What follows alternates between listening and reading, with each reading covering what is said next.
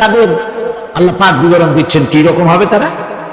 লাম ইয়াতমিসহুন্না ইনসুন ওয়ালা জান, এর পূর্বে জিন এবং ইনসান এদেরকে কেউ স্পর্শ করে না। কিরকম তারা? কাআন্নাহুন্নাল ইয়াকুতু ওয়াল মারজান, যেমন ঝিনুকের ভিতরে মণিমুক্তা থাকে এইভাবে আল্লাহ পাক তাদেরকে পবিত্র করে রেখে দিয়েছেন। আমার প্রিয় ভাইরা, আল্লাহ রাব্বুল আলামিন কোরআনে কারীমের ভিতরে বলেছেন ফাবিআইয়ি আলা'i রাব্বিকুমা তুকাযযিবান। জান্নাত দান করে আল্লাহ পাক এবার জান্নাতীদেরকে সম্বোধন করে বলবেন ইয়া ইবাদি লা খাউফুন আলাইকুমুল ইয়াওমা ওয়ালা আনতুম তাহজানুন। হে আমার বান্দারা, লা খাউফুন আলাইকুমুল ইয়াওম, আজ আর কোনো ভয় নাই। সুবহানাল্লাহ, সুবহানাল্লাহ। আজ আর কোনো ভয় নাই, কোনো চিন্তাও নাই, আরামে এই জান্নাতের মধ্যে বসবাস করো।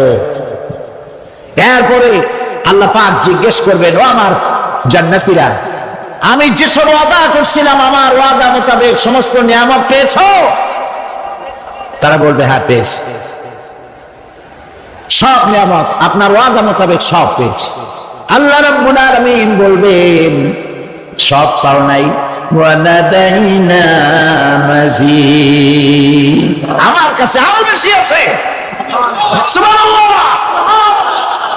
আমার কাছে আরো বেশি আছে। জান্নাতীরা বুঝবে না সে আরো বেশিটা কি, এর থেকে আর বেশি কি। প্রিয় ভাই সব, নবী করিম সাল্লাল্লাহু আলাইহি সাল্লাম বলেছেন জান্নাতের সুখ আর শান্তি কোন চোখ নাই যা দেখেছে, যা কোন অন্তঃকরণ নাই যা কল্পনা করতে পেরেছে।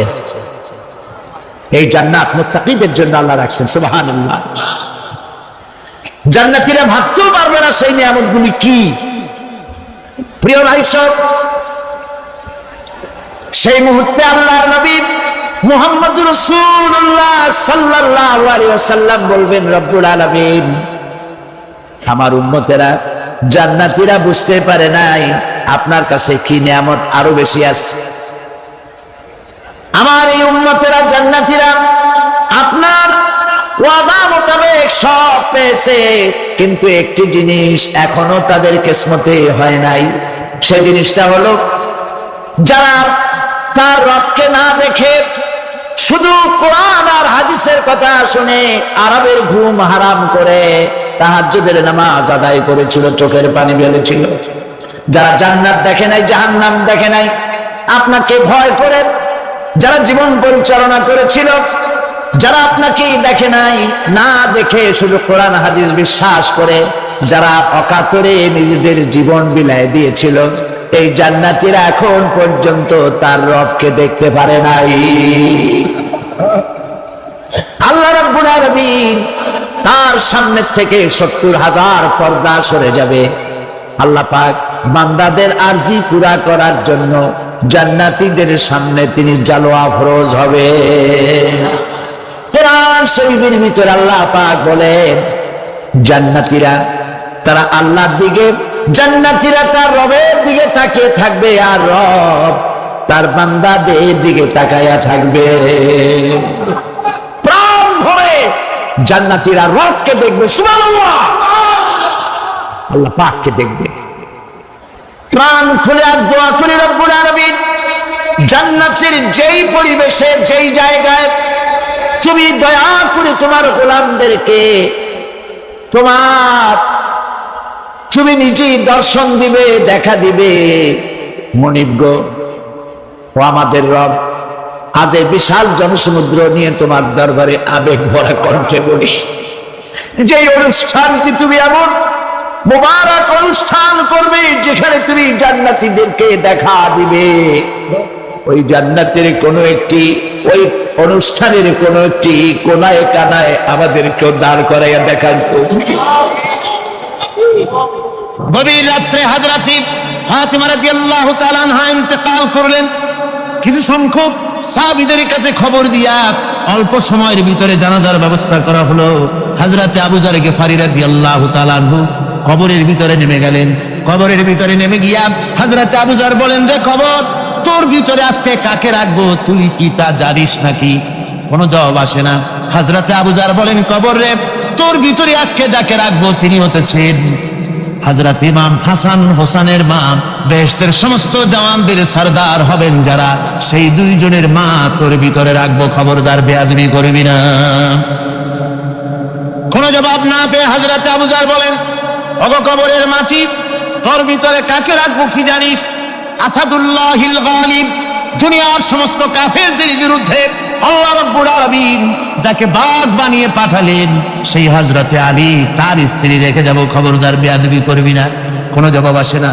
হযরতে আবু যর বলেন, কবরের মাটি, তোর ভিতরে যাকে রাখবো তিনি হলেন খাতুনে জান্নাত, বেহেশতের সমস্ত মহিলাদের সরদারিনী হবেন যে ফাতেমা, তারে রেখে যাব, তোর ভিতরে খবরদার কোনো বেয়াদবি করবি না। আবার হযরতে আবু যর বলেন, কবরের মাটি, তোর ভিতরে কারে রাখবো কি জানিস? তোর ভিতরে আজকে যাকে রেখে যেতেছি তিনি হলেন আখেরি জামানার পয়গম্বর বিশ্বনবী জনাবে মুহাম্মদুর রাসূলুল্লাহ সাল্লাল্লাহু আলাইহি ওয়াসাল্লামের কলিজার টুকরা মা ফাতেমাকে তোর ভিতরে রাখবো, খবরদার কবরের মাটি বেয়াদবি করবি না। কিতাবে এসেছে হযরত আবু যর গিফারী শুনতে পেলেন, আওয়াজ এলো, কি যেন বলতেছে, রে আবু যর, আমি ফাতেমাকে চিনি না, হাসান হোসেনের মাকে চিনি না, আলীর স্ত্রী চিনি না, রাসূলের মেয়ে মা ফাতেমাকে চিনি না। আমল যদি ভালো হয় আমার ভিতরে, আমল ভালো নিয়ে যে আসবে শান্তিতে থাকবে, আর আমল যদি খারাপ হয় আমার ভিতরে, তার অবস্থা চূড়ান্ত হয়ে যাবে। আমার ভাইরা, আমার বন্ধুগণ, আমলের উপরে ভিত্তি করে কিয়ামতের দিন নাজাত হবে। আমল যদি খারাপ হয়ে যায় কিয়ামতের দিন কেউ তাকে বাঁচাতে পারবে না। এই জন্য কিয়ামতের ময়দানে, হাসরের দিনে আল্লাহর হাবিব জনাবে মুহাম্মদ রাসূলুল্লাহ সাল্লাল্লাহু আলাইহি ওয়াসাল্লাম সিজদায় পড়ে কাঁদতে থাকবেন। আল্লাহ রাব্বুল আলামিন বলেন, হাবিব রে, আপনি কাঁদেন কেন? আজকে তো আপনার কাঁদার দিন না, আমি আপনাকে মাকামে মাহমুদ দান করেছি, আমি আপনাকে কাউসার দান করেছি, আপনার আজকে সম্মানের দিন, মর্যাদার দিন, কাঁদেন কেন? আল্লাহর হাবিব বলবেন, রব্বুল আলামিন, মাকামে মাহমুদ পেয়েছি, কাউসার পেয়েছি, কান্দি এই জন্য আমি দেখতে পাচ্ছি আবার সামনে দিয়া ফেরেশতারা আমার উম্মতগুলি জাহান্নামের দিকে নিয়ে যায়। আল্লাহ রাব্বুল আলামিন বলবেন, ওগো আমার হাবিব, আমি আপনাকে ক্ষমতা দিলাম, আপনার জান্নাতি উম্মতগুলি আপনি বেছে নেন। আল্লাহর হাবিব তার জান্নাতের উম্মতগুলি বাঁচতে থাকবেন। হযরত আয়েশা বলেন, ইয়া রাসূলুল্লাহ, কিয়ামতের ময়দানে লক্ষ কোটি কোটি মানুষের ভিতরে আপনার জান্নাতি উম্মত আপনি চিনবেন কি করে? হুজুর বলেন, আয়েশা, কোন একটি ঘোড়ার কপাল যদি থাকে সাদা, এই সাদা কপালওয়ালা ঘোড়াটা যদি অসংখ্য ঘোড়ার ভিতরে যদি হারিয়ে যায়, তাহলে সাদা কপালওয়ালা ঘোড়ার মালিক তার ঘোড়াকে পাবে কিনা বলো? হযরত আয়েশা বলেন, হুজুর, অনায়াসে পাবে। আল্লাহ রাব্বুল আলামিনের হাবিব বলেন, আয়েশা রে, কিয়ামতের ময়দানে আমার যেই উম্মতেরা নামাজি ছিল, দিনদার ছিল, পরেজগার ছিল, দুনিয়ার বুকে ঈমান নিয়ে যারা চলাফেরা করেছে, আমার দিন কায়েমের, আল্লাহর দ্বীনের জন্য যারা কাজ করেছে, ওদের চেহারা নূর চমকাতে থাকবে, ঈমানের নূর কিয়ামতের দিন চমকাতে থাকবে। সেই ঈমানের নূর দেখে দেখে আমি আমার জান্নাতি উম্মতগুলি আমি বেছে নেব। নবীজি বলেছেন, কন্যার পিতাদেরকে গালি দিও না। অনেকে টিটকারি করে, বারবার মেয়ে হয়, ছেলে একটাও হয় না, সেই জন্য টিটকারি বটকারি করে। আল্লাহ নবী বলেছেন, মেয়ের পিতাকে গালি দিও না, ঠাট্টা করো না, যেহেতু আমি মুহাম্মদ রাসূলুল্লাহ সাল্লাল্লাহু আলাইহি ওয়াসাল্লাম, আমি মেয়েদের পিতা, আমি নিজে মেয়েদের পিতা। খাও না, মেয়েদের পিতাকে গালি দিও না।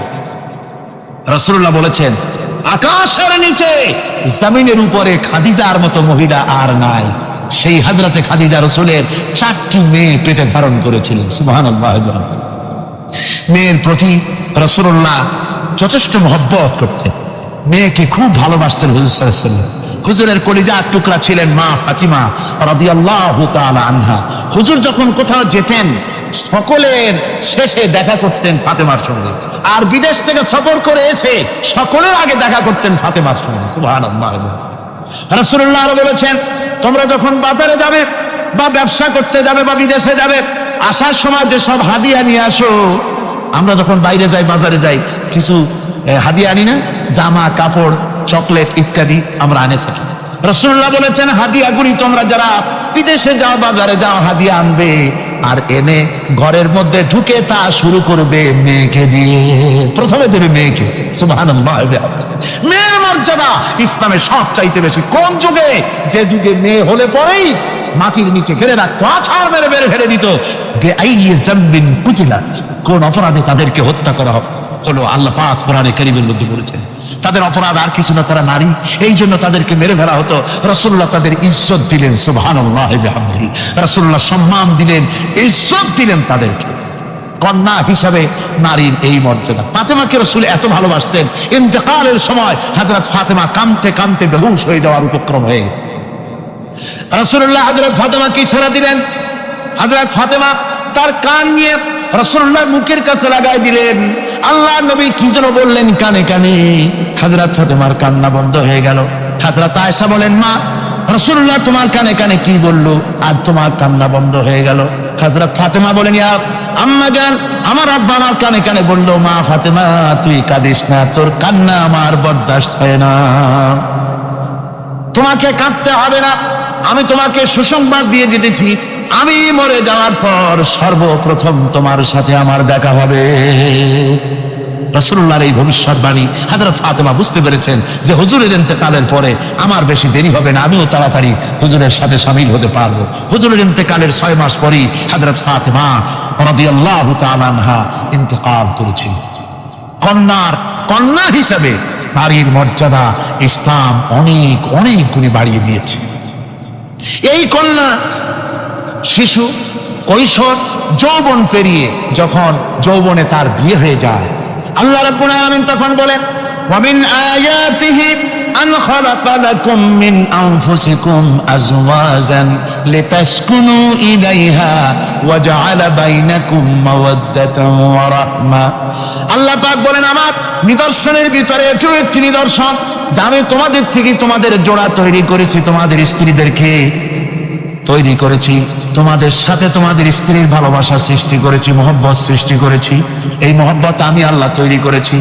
আর যখন বুড়ো হয়ে যায় মানুষ, স্বামী স্ত্রী যখন বুড়ার বুড়ি হয়, তখন আর ভালোবাসা থাকে না, তখন ওই ভালোবাসা সহৃদয়তার করুণায় আমি আল্লাহ পরিণত করে দেই। বুড়ার জন্য তখন বুড়ি ছাড়া আর উপায় নাই, বুড়িরও আর বুড়া ছাড়া উপায় নাই। তখন ভালোবাসা কোনো বিশেষ কোনো অক্ষ নিয়ে ভালোবাসা নয়, তখন একের উপরে অন্য একদম নির্ভরশীল হয়ে পড়ে। আল্লাহ পাক বলেন, এই অবস্থা আমি আল্লাহ সৃষ্টি করে দেই। সুবহানাল্লাহ বিহামদিহি। স্ত্রীকে রাসূলুল্লাহ কত ভালোবাসতেন।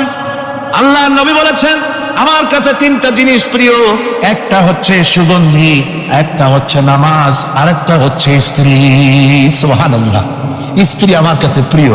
হুজুর বলেছেন, তোমাদের মধ্যে সেই ব্যক্তি উত্তম যে ব্যক্তি তার স্ত্রীর কাছে উত্তম। আমি আমার স্ত্রীদের কাছে উত্তম ব্যক্তি। সুবহানাল্লাহ। রাসূলুল্লাহ স্ত্রীকে কত ভালোবাসতেন। বিশ্বনবী রাজনৈতিক কর্মকাণ্ড চালাচ্ছেন, যুদ্ধের দামামা বাজতেছে, চতুর্দিকে কত অশান্তি, সবকিছু চলছে, স্ত্রীর হক আদায় করতে ভুলে যাননি। রাতের বেলায় হযরত আয়েশার বয়স কম, তাকে নিয়ে রাসূলুল্লাহ একটু সুযোগ পেয়েছেন, বলছেন, আয়েশা সব তো ঘুমিয়ে, চলো আমরা একটু দৌড়াই। বলছে, দূরে একটা জিনিস দেখা যায়, দৌড় দাও, দেখি কি আগে যায়। দুজনে দৌড় প্রতিযোগিতা করলেন। দৌড় প্রতিযোগিতায় হযরত আয়েশা ফার্স্ট হলেন, হুজুর পিছনে পড়ে গেলেন। হযরত আয়েশা খুব আনন্দ করলেন যে আপনি কিন্তু আমার সাথে দৌড়ে পারলেন। পরবর্তী কিছু কাল যাওয়ার পর হযরত আয়েশা বলেন, হুজুর আজকে আবার বললেন যে চলো আয়েশা একটু দৌড়াই। হযরত আয়েশা বলছেন যে সেদিনের তুলনায় আমার শরীর একটু, আমি মুটিয়ে গেছি, শরীরটি স্থূল হয়েছে। আমি আজকে দৌড়ালাম কিন্তু পারলাম না, রাসূল আগে চলে গেলেন। আমি হাঁপাতে হাঁপাতে যখন হুজুরের কাছে চলে গেছি, হুজুর তখন মুস্কি হেসে আমাকে বললেন, আয়েশা ওই সেই দিনের জবাব আজকে দিয়ে দিলাম। সুবহানাল্লাহি বিহামদিহি, সুবহানাল্লাহি বিহামদিহি। বিশ্ব নবী কত বড় আদর্শ বিশ্ব মানবতার জন্য। তিনি বলেছেন, আরাফাতের ময়দানে রাসূলুল্লাহ বলেছেন, তোমরা যেমন পড়বে তোমার স্ত্রীদেরকে তেমন পড়াবে, তোমরা যেমন খাবে তোমার স্ত্রীদেরকে তেমন খাওয়াবে। স্ট্যান্ডার্ড মেনটেন করবে। তুমি ভালো দামের কাপড় পরবে, স্ত্রীকে খারাপ দিবে তা নয়। অধিকার দুজনেরই সমান, স্বামী এবং স্ত্রী সমান অধিকার। কিন্তু আমরা তা বুঝতে পারি না, বুঝতে চাই না। আমরা অনেকে মনে করেছি বিয়ে যখন করছি তখন আমি তো নওয়াবজাদা নসরুল্লাহ খান আর বউ তো কেনা দাসী। না, সে কিন্তু দাসী নয়, তার মর্যাদা আছে, তার সম্মান আছে, তার সম্মান আপনাকে দিতে হবে। রাসূলুল্লাহ দিয়েছেন, আপনাকেও দিতে হবে। রান্না বান্না হতে দেরি হয়, কত গালাগালি শুনতে হয় নারীকে। আল্লাহর নবীর স্ত্রী হযরত আয়েশা বলেছেন, আল্লাহর নবীর কাজ করে, মানুষের সঙ্গে কথা বলে, রাষ্ট্রীয় দায়িত্ব পালন করে ঘরের ভিতরে সে যখন দেখেছেন রান্না হতে দেরি আছে, রাসূলুল্লাহ বিরক্ত হন নাই, ভ্রু কুঞ্চিত করেন নাই, চোখ মোটা করেন নাই, আমাকে কোনো কথা শোনার নাই, বরং আমার কাছে বসে রান্নায় আমাকে সহযোগিতা করেছেন। সুবহানাল্লাহ বিহামদিহি। এই হলো আল্লাহর রাসূল, এই হলো বিশ্ব নবী। স্ত্রীর সঙ্গে কি মহব্বত! সুবহানাল্লাহ বিহামদিহি। হুজুর মহব্বত করতেন স্ত্রীদেরকে। রাসূলুল্লাহর ঘরে দৌলত ছিল না, কিন্তু মহব্বত দিয়ে ভরা ছিল ঘরটা। হুজুরের ঘরে ফ্রিজ নাই, এসি নাই, হুজুরের ঘরে কার্পেট নাই, হুজুরের ঘরের মধ্যে জাজির নাই, তোশক নাই, বড় বড় কম্বল নাই, আরামের কোনো জিনিস নাই, মডার্ন ইকুইপমেন্টস কিচ্ছু নাই, দৌলত নাই, কিন্তু মহব্বত দিয়ে ঘরটা ভরা। হযরত আয়েশা বলেছেন, যখন আমি পানি পান করে গ্লাস রেখে দিতাম, আল্লাহর নবী তখন গ্লাসের সেই জায়গায় ঠোঁট লাগাতেন যেখানে আমি ঠোঁট লাগাইয়া পানি পান করেছি। আমি গোশত চিবোতাম, রাসূলুল্লাহ আমার হাত থেকে গোশত টুকরা নিয়ে সেই জায়গায় চিবোতেন যেখানে আমি চিবোয়েছি। সুবহানাল্লাহ। আমার ভাইরা, রাসূল তার স্ত্রীদেরকে মহব্বত করতেন, স্ত্রীরাও রাসূলকে মহব্বত করতেন দারুণ ভাবে। একবার হযরত আয়েশা সিদ্দিকা রাদিয়াল্লাহু তাআলা আনহা হুজুরকে গোসল করাতেছিলেন, মাথার উপরে পানি ঢালতেছেন, হুজুর একটা চোখের উপরে বা একটা তক্তার উপরে বসে আছেন। গোসলের পানির ভিতরে রাসূলুল্লাহ দেখতে পেলেন রক্তের মতো কি যেন প্রবাহিত হয়ে যাচ্ছে। হুজুর জিজ্ঞেস করেন, আয়েশা রে, পানির ভিতরে রক্তের মতো কি দেখা যায়? হযরত আয়েশা বলেন, হুজুর আপনি যখন বসেছিলেন অসতর্ক মুহূর্তে তক্তার নিচে আমার একটা আঙ্গুল পড়েছিল, পায়ের আঙ্গুলটা ফেটে বোধহয় রক্ত বেরোতেছে। রাসূলুল্লাহ তাড়াতাড়ি করে উঠলেন আর ওই আঙ্গুলকে ব্যান্ডেজ করে দিলেন। রাসূলুল্লাহ বললেন, আয়েশা রে, আঙ্গুল ফেটে গেছে, একটু আহাহু পর্যন্ত করলে না, এতক্ষণ তুমি কষ্ট করলে কেন?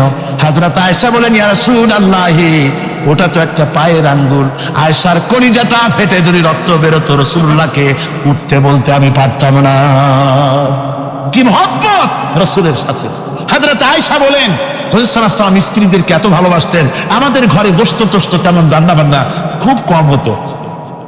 গোশত রান্না হবে কি, মাসের পর মাস চলে গেছে রাসূলের বাড়িতে, হুজুর স্ত্রীরা বলেছেন আমাদের ঘরে চুলে আগুন জ্বলে নাই, একটু শুকনা রুটি, একটু শুকনা খেজুর আর একটু পানি খেয়ে আমাদের জীবন চলেছে, এরকমের অবস্থা হয়েছে। তারপরে এই অবস্থা চলেছে, এর মধ্যে যদি কখনো একটু গোশত আসছে, হুজুর যখন ছাগল ইত্যাদি ছাগল দুম্বা জবাও করেছেন, এই দুম্বার গোশত নিয়ে, ছাগলের গোশত নিয়ে রাসূলুল্লাহ নিজে বেরোতেন। হযরত খাদিজার বান্ধবী কোথায় আছে খুঁজে ওই বান্ধবীর কাছে গোশত পৌঁছে দিয়ে আসতে। হযরত আয়েশা বলেন, একদিন আমার ঘুম ভেঙে গেল, দেখি হুজুর আমার কাছে নাই, গেলেন কোথায়? খুঁজতে খুঁজতে যায় দেখি মসজিদে নববীর ভিতরে হুজুর হাত তুলে বসে আছেন, মোনাজাত করতেছেন। আমি পেছনে গিয়ে হাত তুললাম, আমি শুনতে পাচ্ছি নবীজি দোয়া করছেন, রব্বুল আলামিন কিয়ামতের ময়দানে যেদিন সন্তান তার পিতাকে ভুলে যাবে, মা তার সন্তানকে হারায় ফেলবে, ওই কঠিন হাসরের ময়দানে আমি যেন আমার খাদিজাকে হারাইয়া না যাই। মুনাজাতের শেষে হযরত আয়েশা বলেন, ইয়া রাসূলুল্লাহ, খাদিজার কথা আপনার এত কেন বারবার মনে পড়ে? একটা বুড়িরে বিয়ে করেছিলেন 25 বছর বয়সের সময়, 40 বছর বুড়ি, তার কথা কেন এত মহব্বত আপনার মনে পড়ে? তার থেকে যুবতী মেয়ে, সুন্দরী মেয়েকে আপনার স্ত্রী হিসেবে আপনি পান নাই। হুজুর বলেন, আয়েশা রে, খাদিজা সম্পর্কে এমন কথা তুমি আর বলো না, তোমরা সবাই আমার সুখের দিনের স্ত্রী। আর খাদিজা আমার এমন সময় স্ত্রী ছিল যখন মক্কায় আমার আশ্রয় ছিল না, তামাম মক্কা নগরীতে আমার আশ্রয় ছিল না। খাদিজার সঞ্চিত সমস্ত ধনরাশি ইসলাম কবুল করার পর দুহাতে খাদিজা বিতরণ করে দিয়েছে। হযরত আয়েশা বলেন, হুজুর আমার গোস্তাকি মাফ করে দেন, আমি আর এরকম বলবো না, তবে খাদিজা সম্পর্কে আমার কিছু একটু শোনান। হুজুর বলে, আয়েশা শোনো, গভীর রাত যত রাত হোক না কেন ইসলামের দাওয়াত দিয়ে দিয়ে গভীর রাত্রে আমি যখন বাসায় ফিরেছি, ঘরে এসেছি, দরজায় একটা মাত্র ডাক দিয়েছি, খাদিজা, অমনি দরজা খুলে গেছে। আমি জিজ্ঞেস করেছি, খাদিজা রে, যত রাত্রে আসলাম, যতবার আসলাম, একটা ডাকের বেশি লাগলো না, তুমি কি ঘুমাও না? হযরতে খাদিজা বলেছেন, ইয়া রাসূলুল্লাহ, আমার মনের ভিতরে ভয় থাকে, আল্লাহ রাসূল দিনের খেদমতে বাইরে আছেন, আমি যদি আরামে বিছানায় ঘুমায় থাকি আর নবীজি দরজার কাছে দাঁড়ায় আমারে ডাকাডাকি করবে, উঠতে যদি দেরি হয়ে যায় নবীজির সঙ্গে বেয়াদবি হয়ে যাবে, এই মনে করে আপনি না আসা পর্যন্ত দরজার সাথে পিঠ লাগাই আমি দাঁড়াইয়া দাঁড়াইয়া ঘুমাই। আমার ভাইরা, হযরতে খাদিজার ইজ্জত স্বয়ং আল্লাহ দিয়েছেন। কে দিয়েছেন? হাদিস শরীফে এসেছে, রাসূলুল্লাহ জাবালে নূরে বসা, গাড়ে হেরার ভিতরে বসা, হযরতে জিবরাইল রাসূলুল্লাহর সঙ্গে কথা বলতেছেন। একটু পরে হযরতে জিবরাইল বলেন, ইয়া রাসূলুল্লাহ, আমি আর এখানে বসবো না, আমি এখন চলছি। আমি দেখতে পাচ্ছি খাদিজা আসতেছে আপনার জন্য খাবার নিয়ে। খাদিজা যখন আপনার কাছে পৌঁছে যাবে, আপনি খাদিজাকে শোনায় দিবেন আল্লাহ রাব্বুল আলামিন খাদিজাকে সালাম জানাইছে। সুবহানাল্লাহ। রাসূলুল্লাহর কাছে হযরতে খাদিজা যখন আসলেন, হুজুর বললেন, খাদিজা, আজকে তোমার জন্য দারুণ সুখবর। বলে কি? বলে, আল্লাহ পাক জিবরাইল কেমন উঠে গেল আমার কাছ থেকে, জিবরাইল বলে গেল আল্লাহ তোমাকে সালাম বলেছে। হযরত খাদিজা কেঁদে ফেললেন, বললেন, ইয়া রাসূলুল্লাহ, আমার নারী জন্ম সার্থক, আল্লাহ আমাকে সালাম বলেছে, এর জবাব কেমনে দিতে হয় হুজুর? আমি তো জানি না, আপনি আমার পক্ষ থেকে আল্লাহর সালাম কিভাবে দেওয়া লাগে আপনি দিয়ে দিন, আমি তো বুঝি না কেমনে আল্লাহর সালামের জবাব দেব। হুজুর বললেন, খাদিজা, শুধু আল্লাহ নয়, জিবরাইলও তোমাকে সালাম বলে গেছে। হযরতে খাদিজা বললেন, হযরত জিবরাইলকে আমার সালামের জবাবটা ওয়া আলাইকুমুস সালাম বলেন। হযরত খাদিজার এই মর্যাদা ছিল। আমার ভাইরা, রাসূল পাক সাল্লাল্লাহু আলাইহি ওয়াসাল্লাম এভাবে মহব্বত করেছেন স্ত্রীদেরকে। সুতরাং স্বামী স্ত্রীর মহব্বত আল্লাহ জান্নাতি নিয়ামত। কি নিয়ামত?